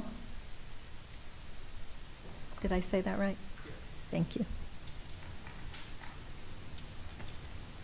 Good evening, Vice Mayor, Mayor, Council members. My name is Ramon Amaral. I'm a field representative for the NorCal Carpenters Union, Local 180, which covers Solano County. I'm a proud member of the NorCal Carpenters Union, deeply committed to supporting the development of affordable housing. We recognize the pressing need for homes in our community. We are ready to contribute our skills and labor to make this vision a reality. However, our concerns center whether the developer is being held accountable for using responsible contractors who pay fair wages, provide health benefits, and offer proper training to the workers. When these standards are not upheld, consequences ripple through the community. Work face unsafe conditions, inadequate compensation, increasing the risk of on-site accidents, and compromising the quality of construction. Additionally, denying the workers fair pay and benefits rob them the opportunity to live in the very communities they help build. Such practice not only harm the workers, but also undermine the long-term safety, stability, and prosperity of the community as a whole. Requiring labor standards like prevailing wage will ensure fair, livable wages with health benefits for the worker and their family. And we prioritize state-certified apprenticeship program. We're building a skilled workforce that can take on the challenges of tomorrow. Let's build a future where housing projects uplift our entire community, starting with those who build them. Thank you. Thank you. Oh, I do- okay. I We do have one see- online? Yeah, I just see that. Okay, thank you. Valeria, could you bring that person online? Yes, we have Chris Dart. Okay, thank you. Go ahead. Good evening, council members. My name is Chris Dart. I am the president of Danco Communities, the applicant working on this project with you all. Apologies for not being there in person this evening, but thank you for the opportunity to allow me to introduce myself. I've been working in this sector for 33 years in the construction development and putting together affordable housing projects for 20 of those 33 years. Danco Group of Companies has been around for over 38 years. We employ over 300 individuals. We are vertically integrated. We do housing development. We also do construction, property management, and supportive services. Our development company has brought approximately 1,500 units to market, and we have roughly that many more that are in the works and under construction today. We are working, our construction company is well versed in all the different trades, many of which we have the capacity and ability to perform.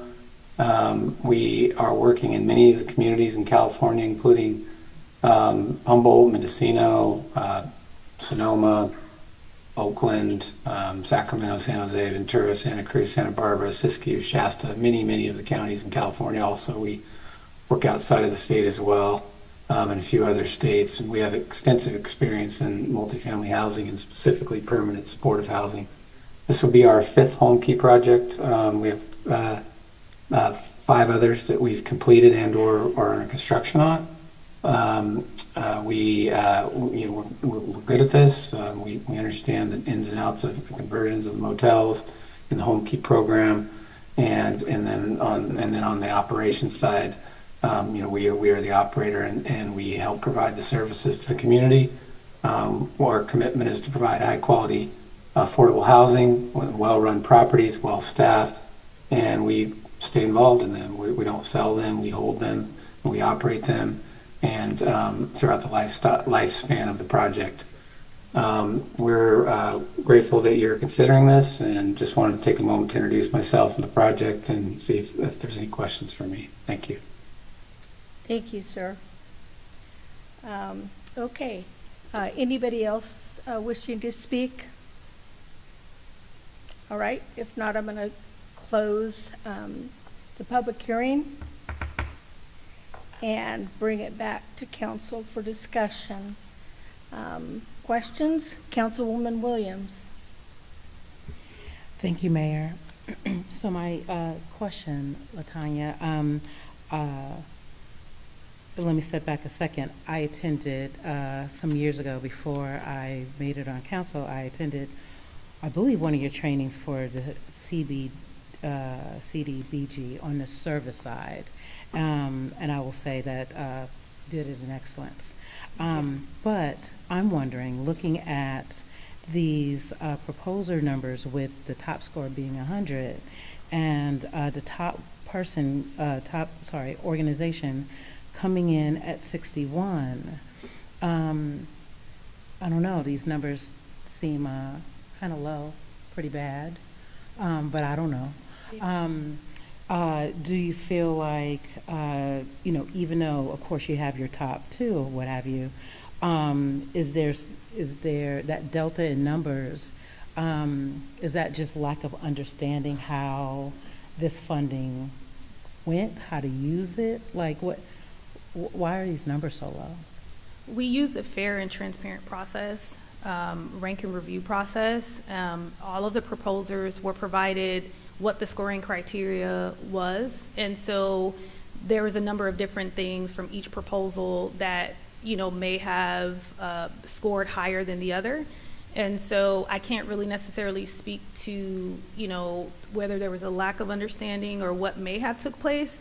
I just know we used an unbiased approach to make sure that we were able to rank everyone according to, the information that was provided to the proposers.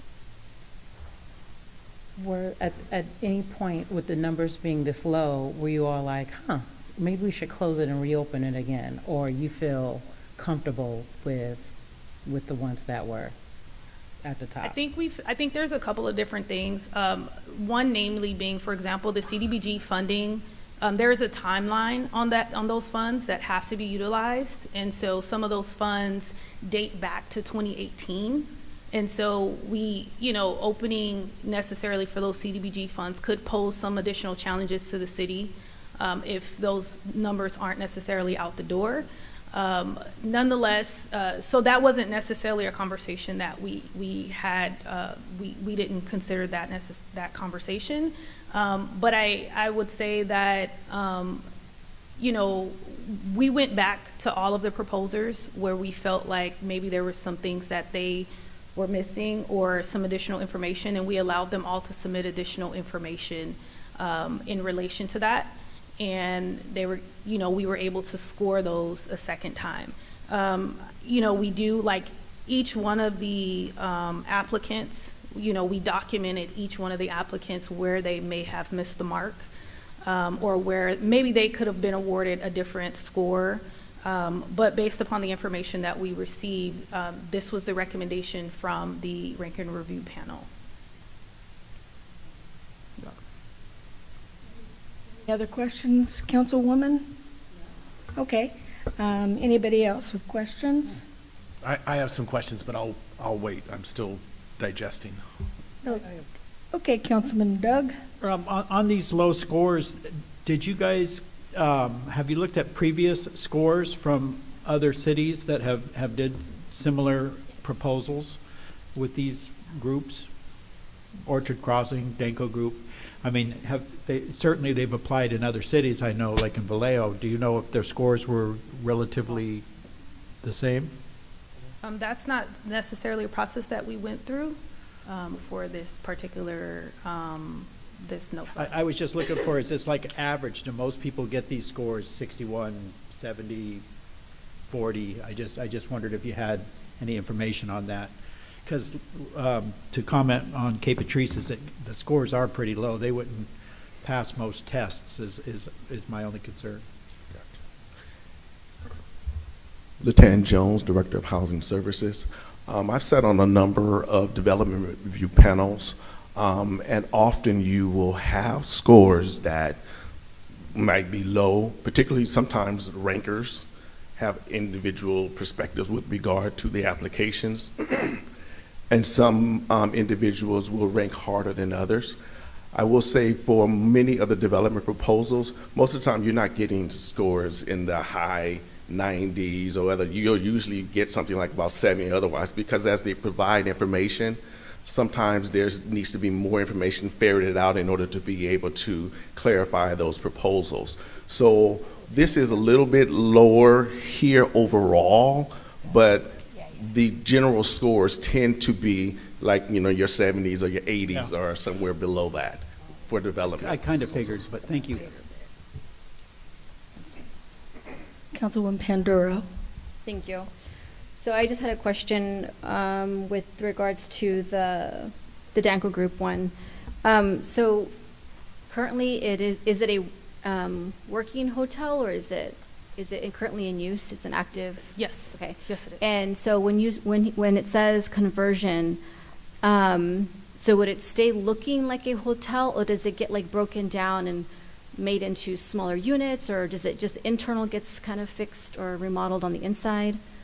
So it won't be a demolition, it would be a rehabilitation. So it will have a different look and a different feel, but it will still be the hotel. And they have, so currently the hotel has 100 units. They're looking to rehabilitate it to about 93 units. And then with that, it would have, you know, they would add some features. So they would make sure that each one of the units has a kitchenette, so that, you know, the homeless or the unhoused or at risk of homeless individuals will have a place to cook, they will have a place to eat. And then there will also be some outside community resources that they will be adding as well, so that they would have access to, so some of the things that they would be including would be like there's a pool there. They would include a dog run area, a smoking area, a small community garden, pickle or basketball court, barbecue area, things like that. So it feels more like a community and less like the traditional hotel that you would just go and visit. Got it. And because there are businesses there, so it's tucked back behind Texas Roadhouse and the courtyard back there. And I know the nearest apartment complex is down the street over at Waterscape, correct?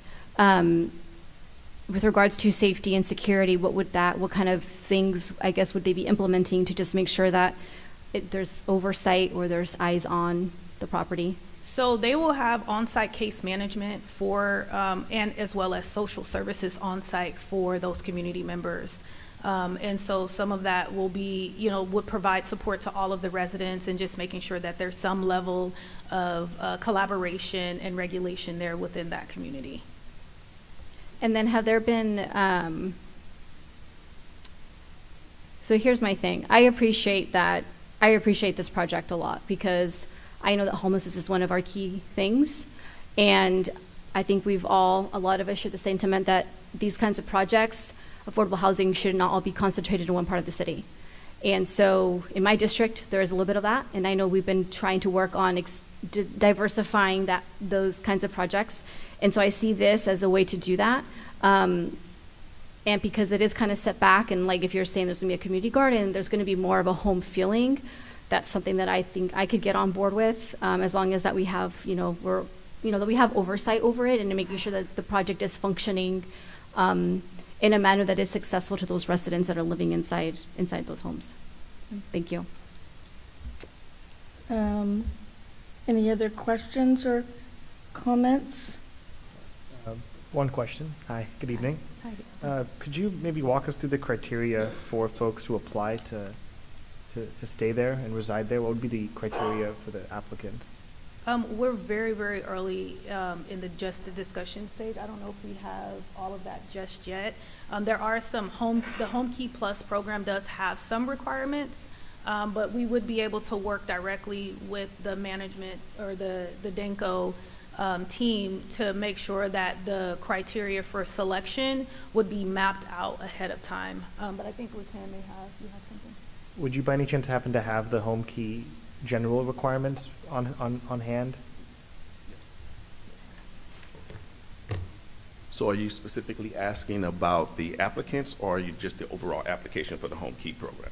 For the applicants, what would be some of the criteria they'd have to go through? Okay, so all of the actual applicants for this particular project, for any other Home Key projects that is in this particular round, they all have to have a behavioral health issue. They will allow veterans, young people, homeless families, they all have to be homeless or at risk of homeless. But most importantly, all have to be, have a behavioral health issue. And those are the major criteria that the Home Keep program requires. Now, they also require that any project works directly with their behavioral health county representatives and make sure that they have an extreme, very robust social service program included. Because one of the things is that with the Home Keep program, they're very, very adamant about making sure that these projects are going to actually not be an impediment in the communities by which they're located, because they're heavy investments by the state. For instance, in this particular process, we're asking the state for about $22 million, whereas the city would invest about $1.5 million. So it's a large investment from the state, and so they really want to make sure that the actual applicants have a very strong, robust program, but also a program that is not going to be an impediment to the actual areas. So they require extreme services. To double back real quick, did you say the state's putting in 20 million into this project? We're asking for 22 million from the state, and that's in the Home Keep funding. In total or just for this project? For this particular project, just for this project. The overall project is about $26 million. On Texas Street? Yes. This one? Wow. Yes. It's just tax money, it's okay. One more question.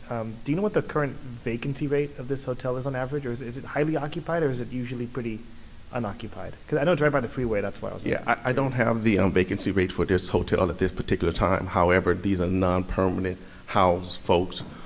If they were, for instance, there were people there that was permanently housed there, we would be required to relocate those particular individuals. But the actual owner has indicated that all of the people that are occupying the space are non-permanent residents. Got it, thank you. Mayor? Yes, Excuse me, yes. Chris Dart would like to speak again. Who? He's online. Chris Dart. We've He's with closed the public Danco. hearing, no. Oh, Thank you.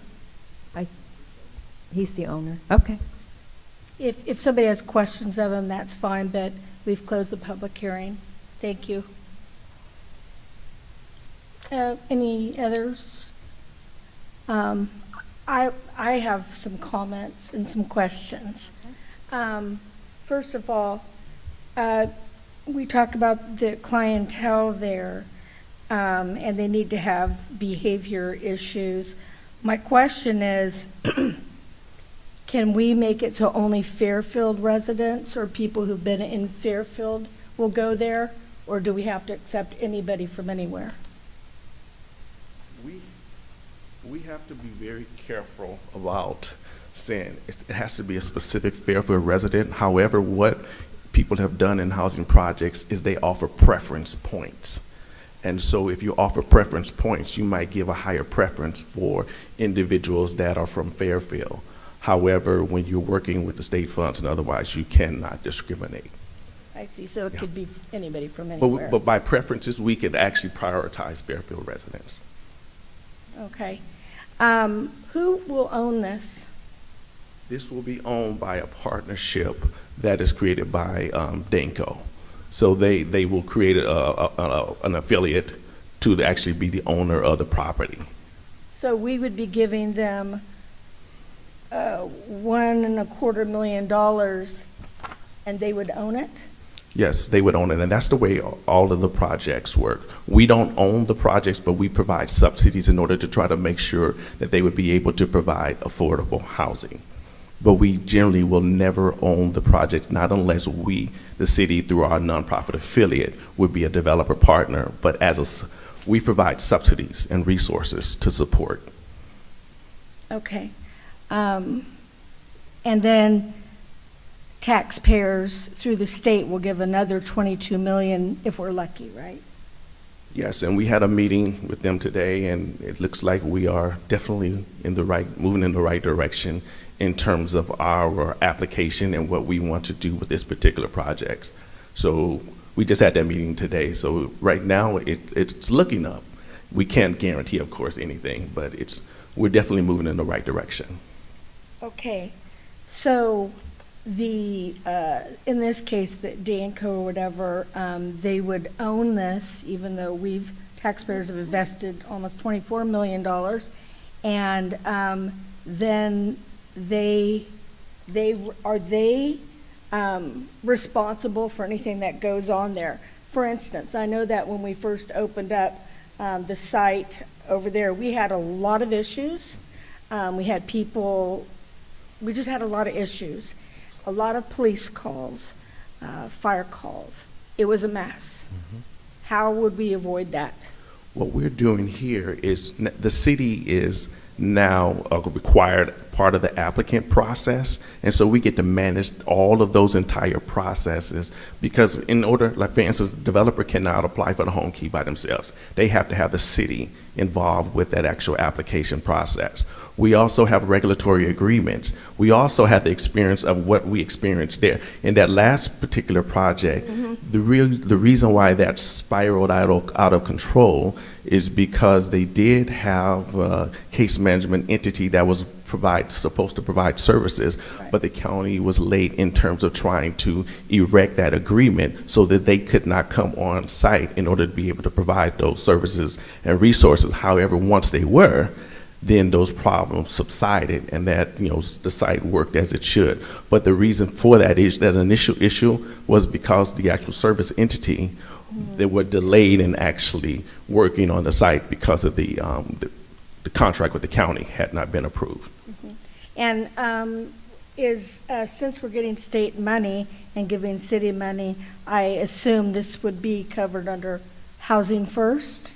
Yes. So people can continue using drugs and everything else and live inside those places we're funding. We do have to follow the Housing First model. However, one of the other things about these type of projects is that they do have to have very strong services, and that they're working with those residents and case managers that are intervening and trying to deal with issues. We noted that some of those particular clients will have some more severe issues. However, if they have those case managers that are on site working directly with those residents, then you're able to avoid many of those issues, or at least mitigate them so that it doesn't spiral out of control.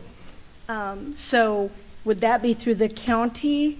And what oversight do we have as a council once we get into this? What kind of oversight do we have if things get out of control? Can we say, whoa, whoa, whoa? I mean, Yes, we will have a regulatory agreement on that particular property, and the state will also have a regulatory agreement as a funder on that property. So those regulatory agreements will give us controls to be able to intervene, to be able to address issues as they come up. We will also be able to, with those regulatory agreements, we do have a strong hand in terms of property management and the things that they're doing at the site to make sure that you're not going to have things that are going to spiral out of control. So we will have some teeth in order to try to make sure we affect an actual decent environment.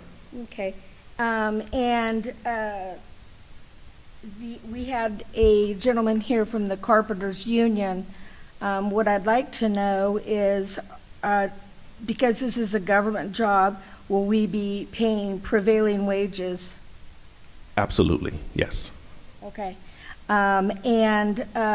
So now this is, as far as policy, I just want to say that we have empty beds over on Beck, a lot of empty beds. We have empty beds over at our pallet shelters. And so it concerns me that we are spending this kind of money on this. And also, we have to decide in Fairfield, what kind of Fairfield are we going to be? Are we going to put a place where we have mentally ill people living, maybe 85 of them, right not far from where we have just had built a multi-million-dollar new bank? Why would we put a housing situation inside a zone that's meant for business? It doesn't make sense to me. And I think that we need to decide, this is one of the entries into our city, and we want to have a nice hotel down there and a little restaurant. Is that compatible with this kind of living situation? So my concern is, I don't feel like we have, as a council, decided what we want for our thoroughfares through our main drags. I mean, can you imagine putting that down in downtown? It's almost the same thing. People are investing millions of dollars up there. And this sounds actually kind of a little nuts to me. No offense. I wouldn't mind it somewhere else than housing. I mean, I'm just being real. You know, housing somewhere, I understand that we want this. I also don't like at all that we can't just have Fairfield residents there. And I understand that there's liability issues. So those are just a few of my concerns. And I will leave it at that. And say that I think that we should leave it as a motel or a hotel and move on from this. That's just me. No problem. I'll say this one last thing. The state right now has done over 3,000 units of motel conversions Yes. utilizing this particular program, which results in over 50 projects throughout California. Many of those projects have been very successful, and most of which are motel or hotel conversions, particularly because, now one of the other things that will help us is that will allow us to be able to get some arena points as well, because that allows us to be able to serve that extremely low income population that housing trust funds require us to spend those funds on. And we also have to make sure we get those units with regard to arena. So by actually converting these motels, one of the things is that we wanted to make sure that we're working with seasoned developers that has actually done this. And as the caller already indicated, they've done over 5 of these projects, and they've done a number of other multifamily projects around the state and in some other places outside of the state, Oregon, and so on and so forth. And so when you have really good property management and experience, and people that are doing proper pre-planning in order to try to make sure you are being proactive, then you can actually make sure that you have a more healthy type of insertion off into a community. And I believe that by having some of the amenities that are associated around this particular area, it could be really good and rehabilitating for some of the residents. So it could be a real positive thing. Now, we will have to make sure that the property management is on point and making sure that they're doing what they're supposed to do. And so that will be something that we will have to make sure we're diligent in doing. But I believe, based upon the experience, that this can be a successful thing. And this can also put those residents in a more healthy environment so that there is a better chance of rehabilitation, because your environment also affects what your outcomes are as well. Yeah, that's true, and I appreciate that. Did you happen to bring any statistics on how well some of these done? Because I did my own research, and I read a few articles on how badly these things turned out. San Jose Merc News did a story at the end of 2024 about a home key project that they had a lot of hope for, and it ended up being a horrific mess. People were dying in there. They were ODing on drugs. They had one guy who rotted in his place because that wraparound services, no. They found him after he stunk from rotting. And so, you know, I have real concerns. And I know that we would be better than that. And I'm not questioning that, but I just don't think this is right for North Texas. And I appreciate all of the work on it. But probably not here. I could see more like out in one of those places out in Cordelia, because that's off that's off our main drag. But if we want to build business, okay, go ahead, Councilman Tonneson. Well, most of my questions were answered or asked. I do I do agree with some of the mayor's concerns. But overall, you know, I think, like we discussed, Mid-Penn, Fairhaven went through some issues, and leave my phone alone. I don't think we're going to duplicate the, I'm praying that we learned a lesson from that. What's the, do they pay regular Prop 13 taxes? For affordable housing projects, they're generally exempt from your regular property tax. Now, they will pay special taxes, Yeah. but they do not have to pay regular property taxes. And that part, there's a couple of things that frustrate me, but I get where Kat's coming from, you know, the entrance to our city. But the entrance to our city now is, you know, there's a lot of homeless out there. And I think if this will benefit in not a small way. If there's 100 rooms or 93 rooms, I think that overall that would be a benefit, in my opinion, to the North Texas Street corridor. And then most of my other questions have been answered, but I do have some concerns. But yeah, I'm good. Councilman Doug? Yes, just a few comments.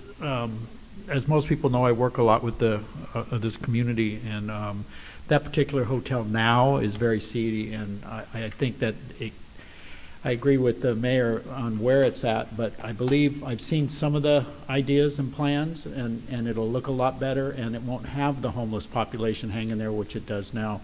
So it's already there. I think it could be a transformation if it's done right. And my question is, you said oversight, there's been that word's thrown around. And as city council, we could have oversight, or there could be an appointed oversight committee if things start going sideways out there. And I think that if we keep an eye on it, I agree with you very much that it's very needed. I wish it was in a different place, but because of where it's at and how it's set back, like Councilman Panduro said, with the improvements with my brothers from the Carpenters Union and done right, I think that it would be better all around. And so and it's needed. And we gotta make, you know, nothing's ever gonna be perfect. You know, this beautiful island we can put, you know, our indigent people in, but it's not. So thank you for the hard work. I know you guys have been working real hard on that. I just want to say thanks. And I believe it's a 60-40 shot, Mayor, that it could be something better than it is, and something that is needed. Thank you. Madam Vice Mayor. Thank you, Madam Mayor, and thank you for a great report and for all of this information. Has Danco or anyone reached out to the business community that will be impacted if this project moves forward? And is that kind of an operating procedure that Danco has done on past projects in terms of going out into the community and before something just transforms and is there and it's having an impact, to talk to the people and the businesses who will be impacted most directly by this project? That is absolutely required for the home key application as well as our regular land approval process. So that will definitely take place. So that's going to take place before the actual, typically in the land approval process, you would submit your proposal in terms of your plans of what you want to do with a property. And then those plans will go through the actual planning process. And before they are finally approved by the Planning Commission and then presented here to this particular body here, there has to be the public comment opportunities for those particular plans. And so they will have to go out to the community and have those conversations. And that's typical of what these processes will generally require. So, but that means that if we approve tonight, City Council says yes, then Danco goes out to the business community, to the community. What if the community raises hell and says no, no, no? Then what? So there's so many opportunities for this. If this is not right, if this is not something that's approvable, if the community does not desire it, then it can actually, be pulled away. Now, for instance, tonight, we're only providing the home key funds, not the home key, but the housing trust funds that we have. Now, we still need to come back and submit a resolution for this body to approve us to submit an application to the home key program.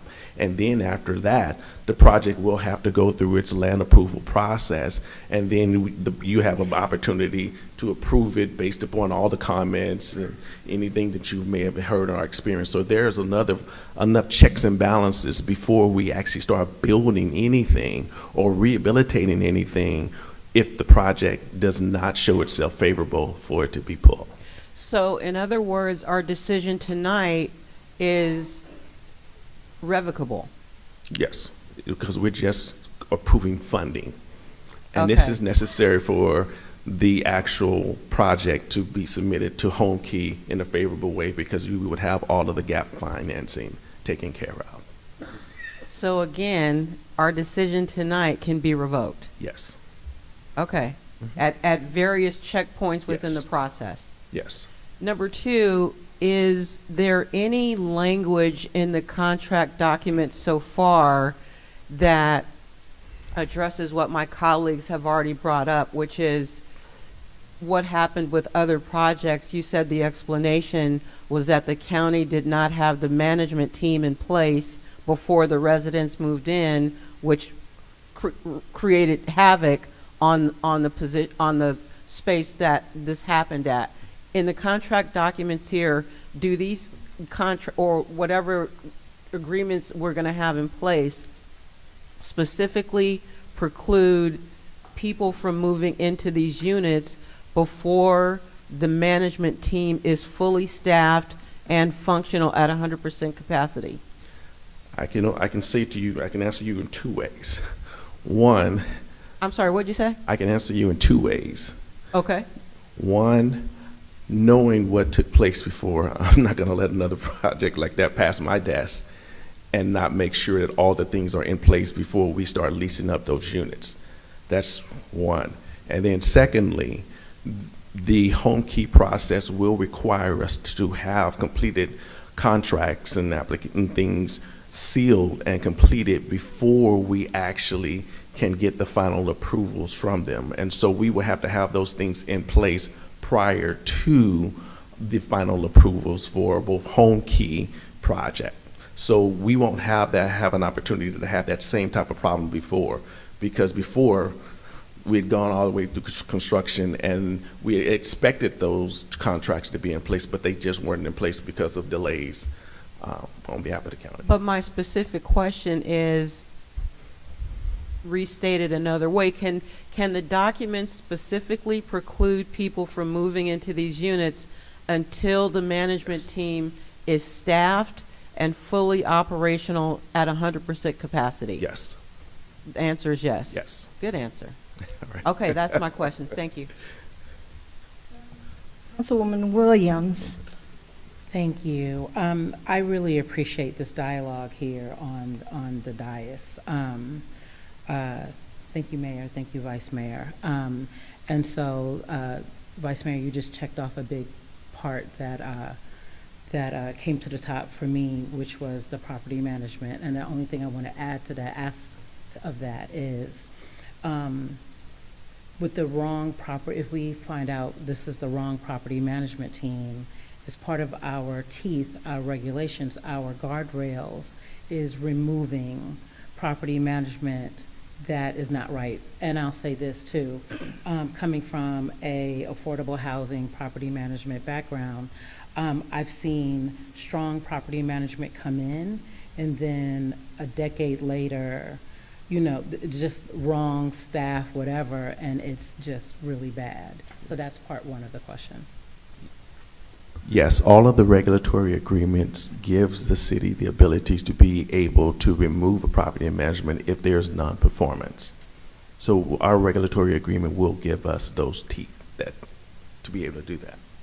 And we would first ask them to perform and then be ready to remove them? Yes, should they not perform. And then, of course, we give them an opportunity to correct anything should there be any issues, but then we have the ability to be able to remove them, and that's typical in the regulatory agreements. Thank you. And then, so my second part is I wanted to add on to Doug, your comment. I went on a tour with HOPE, and they are Solano County Behavioral Health. I believe one of the leaders, Sheila Turner, if I remember her last name, and with Solano County. And she's part of a comprehensive team that goes out to the homeless community and does work there on the ground, and works very well, by the way, with the city of Fairfield, from what I understand. So what I wanted to say was that we went to a hotspot, and the hotspot was this area, with literally a homeless community that were impacted, drug impacted, I guess that's the right word. But that is that area. That's where we were. So anyway, I just wanted to share that because I wouldn't have known that if I hadn't done that tour with Sheila. So yeah. So they're there already. They're also around our Civic Center. Yeah, for sure. Yeah. We were there too, yeah. They're everywhere. Okay, any other questions? A couple of questions. In the event we allocate the $1 million and they don't get the 22, do we get the $1 million back? We can put conditions on that $1 million. Okay. Are we able to? I assume, are they going to expand the parking lot size, or will the parking lot size stay the same? I'm not 100% sure. More parking in the lot than there are units. Okay. So A lot of parking. in the event this goes through and refurbishments are made, are we able to limit access to the parking lot to residents only? Oh, yes, that can actually be done in terms of residents only, and the property management would be the one that would enforce those particular things. And they'd have the enforcement mechanism to do that? Gotcha. Yeah, so they would, as I indicated, they will work, around in order to try to make sure that they're able to put, parking enforcement and other mechanisms in place in order to try to secure the actual resident and the property. That's the concern. I think the hope would be that the only people staying there are the people that need to be there. Right. So are you saying we can enforce that? So in terms of many of the actual leasing agreements, you will typically have a term by which a guest or a non-resident could be in those units. And of course, if we're providing funding, we have the ability to make sure that you're not going to have non-approved residents that are living in those particular units. And then your leases will typically also have provisions that would prevent that as well. So that would typically be a lease violation that a person would, be evicted over. How long would how long would a resident stay here? What's the timeline of care? This is permanent supportive housing, so they have the ability to stay there in perpetuity. So there's no time limit on the amount of time that they stay. And one of the biggest things they don't want to offer, Homekey does not want to support temporary housing anymore because they realize that's not an effective solution to homelessness. I'm getting a little down the weeds, so forgive me. We understand that drug use while staying there is permissible, correct? It's not permissible. It's not permissible. It's not permissible. Drug use. It is okay for them to be loaded inside there. They can use drugs off the property and come in, but some of these places that I've been reading about, they set up their own meth labs in there and stuff, so. Yeah. You're saying on site they cannot? Typically, drug use on the property is not permissible, and generally based upon your property management, they will go through variations of enforcing those provisions. And so a lot of those things are put in leases in order to try to make sure that you have places. I mean, you have some places where you're not supposed to be able to smoke in certain areas and things of that nature. But however, your property manager is really important in terms of the enforcement of that. I guess just in this case, smoking would be allowed. I think you talked about the building a smoking section. Yeah. Yeah. So smoking is not necessarily prohibited in this particular, I mean, I ran a public housing program and that was prohibited in some of the public spaces. Got it. Any other questions, colleagues? All right. Well, I will entertain a motion to go ahead and approve. There's two resolutions. There's two resolutions, Madam Mayor. You have the discretion to take them in one motion. However, given the fact that there was a lot of discussion back and forth about the two, I think it'd probably be cleaner to take each one separately. The first one is 2025-14, which is the approximately $1.5 million for the Danco Homes LLC on Texas Street. And then the second resolution is 2025-15 for the $474,000 for Orchard Crossing. But it's completely your discretion if you want to take them together or separately. Okay, we'll take them separately. We'll take the one on North Texas first. A motion? I'll make a motion. Okay, and a second? Second. All in favor? Aye. And I'm opposed. So, And I didn't, I'm gonna vote yes cautiously because this is not an irrevocable decision. So with that caution, I will vote yes at this point. okay. So 6-1, 6 yes, 1 no, with me dissenting. And then now we will take the second, which is on the rehab of, where's that, what's the address on that one? Orchard East Crossing. Tabor. East Tabor. No, it's East Travis. Oh, I'm Travis sorry, Boulevard. East Travis. Travis. Sorry about that confusion. I'll make a motion to approve that. Second. All in favor? Aye. Aye. Any opposition? No. Okay, very good. So then we are done with that, and if we have no other business before this council, the next meeting will be on February 4th, 2025, and I'm holding all you guys' feet to the fire on this. I'm gonna be around till I'm 150, so, and I'll hunt David Gassaway down.